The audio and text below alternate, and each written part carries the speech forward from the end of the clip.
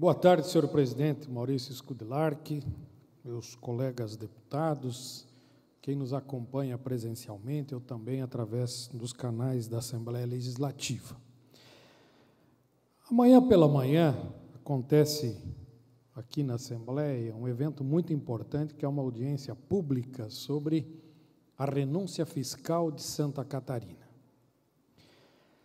Segundo os dados levantados pela nossa assessoria, os incentivos fiscais que são distribuídos em Santa Catarina atendem a 11.100 empresas. Isso representa 2% dos negócios registrados na Junta Comercial do nosso estado. Em 2010, a renúncia era de 3 bilhões de reais. Em 2015, a renúncia foi de 5,17 bilhões de reais. Em 2020, foram 5,53 bilhões de reais. 2 anos depois, vale dizer que em 2022 a projeção de renúncia da receita cresceu 120% em relação ao exercício de 2021. Nesse ano de 2023, estamos falando numa renúncia fiscal que atingirá 21 bilhões de reais. A gente sabe que os benefícios, em um cenário de guerra fiscal, de competitividade com outros estados, busca justamente evitar a saída de empresas de estado, gerando perdas de receita imediata do movimento econômico, do valor adicionado da economia, e como o fechamento de postos de trabalho e eventual saída de fornecedores do nosso estado de Santa Catarina, intensificando ainda mais as percas ao longo prazo. Ou seja, para equilibrar o setor, para tornar a empresa competitiva com outros estados, é que o governo concede uma renúncia fiscal, ou seja, abre mão de arrecadar o imposto de algumas empresas, ou devolve em forma de créditos para que essa empresa possa investir no seu setor. Porém, deve-se reconhecer que a atuação da política de renúncia deve ter um tempo definido, ou seja, quando você cria um benefício para uma empresa, ela tem data para começar e deve ter data para terminar, o que não vem acontecendo aqui em Santa Catarina. Também, num projeto de renúncia fiscal, a empresa deve apresentar um cronograma de crescimento, de investimento, ou então de compensação ao governo pelo mecanismo daquilo ou pelo qual ela foi contemplada.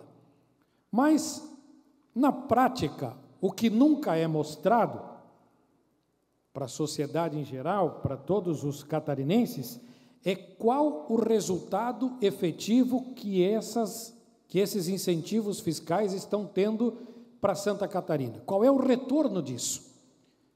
As empresas que estão sendo beneficiadas, elas têm que apresentar para o governo o resultado do que aquele benefício trouxe. A empresa cresceu, a empresa expandiu, gerou mais empregos, e hoje isso não é apresentado para ninguém, ou seja, não há um controle das empresas, não há um controle dos resultados, não há um controle sobre esses investimentos e qual é o crescimento do retorno para Santa Catarina. Concedo a parte do deputado Antídio. Nobre deputado Fabiano da Luz, eu quero só compartilhar aqui com o senhor que quando de minhas visitas, a diversos empresários e empresas, eu estive em um supermercado na região de Joinville, onde que este supermercado deveria de pagar 12% de ICMS. E o proprietário do supermercado, um supermercado familiar, já com 45 anos de existência, me comentou que a 500 metros da sua empresa, das suas dependências, estava abrindo um hipermercado, ou tanto esses que nós temos de atacarejo, atacados, etc. e tal. E ele me comentou na época de que esta empresa que ali estava se instalando pagaria somente 5% de ICMS. Então ele me disse, Antídio, como é que eu poderei competir depois de 45 anos, onde que eu devo recolher 12% de ICMS, e o meu concorrente aqui na frente que está abrindo, que abrirá nas próximas semanas, pagará somente 5%. Então, com 7% em cima, né, de um produto onde que trabalhamos com uma margem de 2%, 3%, ele diz, eu automaticamente terei que fechar, não terei mais, não tenho competição, não terei como competir. Então, esse é um fato também que nós precisamos olhar. Obrigado e parabéns pela sua colocação, nobre deputado. E é justamente isso, deputado Antídio. Ou seja, o incentivo é criado para a empresa, a indústria catarinense ser competitiva com outros estados. Acontece que grandes empresas de Santa Catarina estão matando as pequenas dentro do próprio estado pela diferença do benefício fiscal que ela é concedida. E, nobre deputado, só uma colocação, nós não temos nada contra os grandes, nem contra médios, nem contra pequenos, mas nós precisamos de todos. Sim. A economia é feita pelo pequeno, pelo médio e pelo grande. Agora, precisamos condições de poder concorrer. É porque justamente os pequenos não conseguem ter benefícios, ou as artimanhas que os grandes têm. Mais um outro dado. Santa Catarina é o estado, ou um dos estados, que mais abre mão de sua receita para contemplar renúncia fiscal. Em 2020, por exemplo, o estado de São Paulo abria mão de 11% da sua receita. Nós, 19,85%. Minas Gerais abria mão de 9,91%. Rio Grande do Sul, 7,53%. Nós vamos chegar esse ano próximo a 40% de renúncia do que nós arrecadamos. Aí, o governo não consegue pagar salário, aumentar salário, tem que congelar salário, não consegue fazer investimentos. Concedo a parte do deputado Massoco. Senhor presidente, consegue um tempinho aí, presidente? Obrigado. Mais 2 minutos, deputado. Obrigado, presidente. Cumprimentado o deputado Fabiano, demais deputados que fazem parte aqui do plenário, as pessoas que nos assistem. Ouvi atentamente as colocações do senhor. Não discordo, mas em parte eu preciso relatar algo, principalmente porque os maiores subsídios hoje, interpretados pelo senhor como renúncia de receita, estão nos portos e no agronegócio. E a gente sabe o quanto o agro representa para o estado de Santa Catarina e pelo Brasil. O agro é muito forte e tem sofrido muito, mesmo com subsídios de redução de impostos, tem sofrido muito porque nem sempre sabe se vai colher. Planta, mas acontece muitas vezes coisas que não são esperadas e acaba não colhendo. Então, eu concordo em fazer uma reavaliação, como o senhor citou, que vem há anos se arrastando.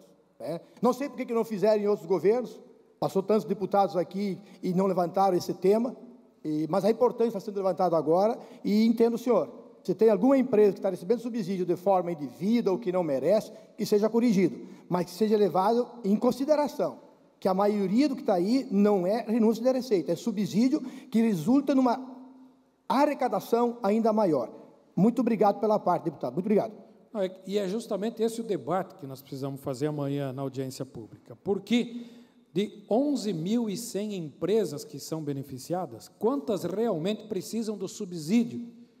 E quantas é o jeitinho brasileiro de se conceder benefício para empresas que esmagam o pequeno comerciante de Santa Catarina porque ele não consegue competir? Essa é a importância da audiência pública de amanhã.